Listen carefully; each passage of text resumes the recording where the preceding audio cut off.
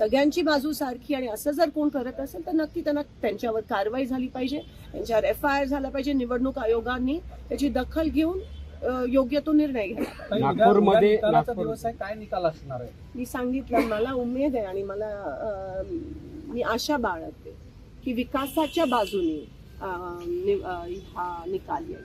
नागपूरमध्ये कुठेतरी काँग्रेसचं कार्यालय जाण्याचे प्रकार समोर आले. मला आता तुमच्याकडूनच कळतंय. नाही, ठिकठिकाणी असं काही मशीन्स बंद पडल्या, जिकडे हाताचं चिन्ह आहे ते बटन चालत नाहीये. उगाच आतमध्ये येऊन BJPचे लोक आमच्या लोकांना दमदाटी करतायत. काँग्रेसचं ऑफिस जाऊन हे जेवढं करतील तेवढं आमच्यासाठी बरं. पालकमंत्री जे आहे रात्री 10 नंतर जे आहे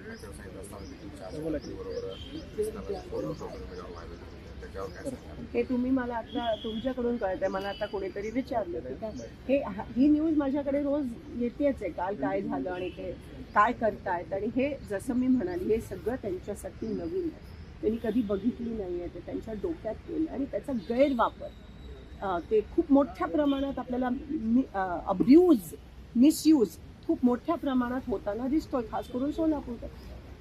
नवीन आहे सत्ता त्यांच्यासाठी आणि सत्तेचा अहंकार त्यांच्या डोक्यात चाललाय. त्याचा गैरवापर हे लोकांवर दबाव आणण्यासाठी साम दाम दंड याचा उपयोग करत आहेत. तर लोकांना कळून पोलीस प्रशासनाचा दुरुपयोग केला जातो.